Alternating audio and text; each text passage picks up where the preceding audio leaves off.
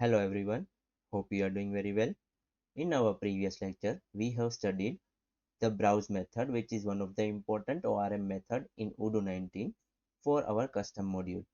In today's lecture, we will be studying how to avoid errors using browse method and what is exist method and why we need exist method for better coding and developing our module. But before that, there was a comment in our previous video that how to set the dynamic ID in the browse method. So it is very simple. Currently I am in the library management module.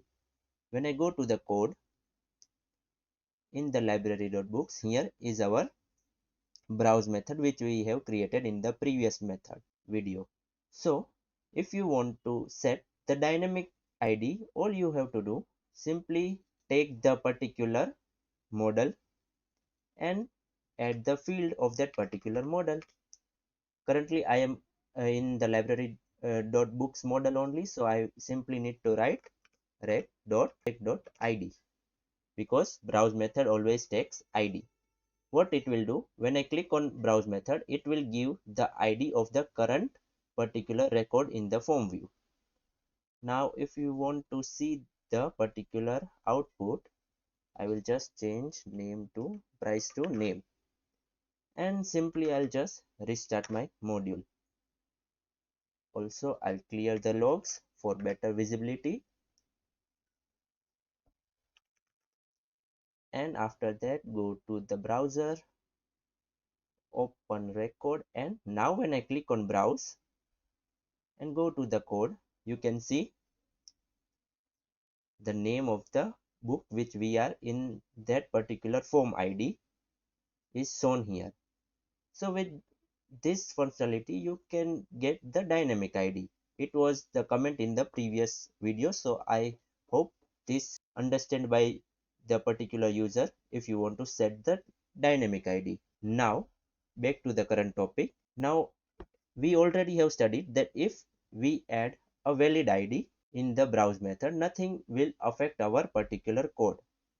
Now what if we get any improper ID or the ID which does not exist in the DB? For example, currently when I add a ID like this, we have seen when we have added the ID like this, we get the error in the form view. For example, let's just restart my server and go to the UI, and when I click on browse, see, I get the error of missing record because that particular ID does not exist in our database. So as a developer, it is not a good practice to just use the browse method like it's normally. In order to avoid this type of issue shown to the user, we need to use some of the other method for the protection of this particular issue. So in order to do that, Odoo provides exist method to solve this issue.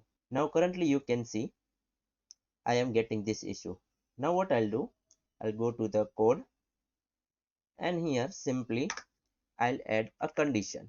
If book's name dot followed by the particular function exists, that if this id exists, then only work the code, otherwise continue the flow of the function. What it will do, it will avoid any of the error.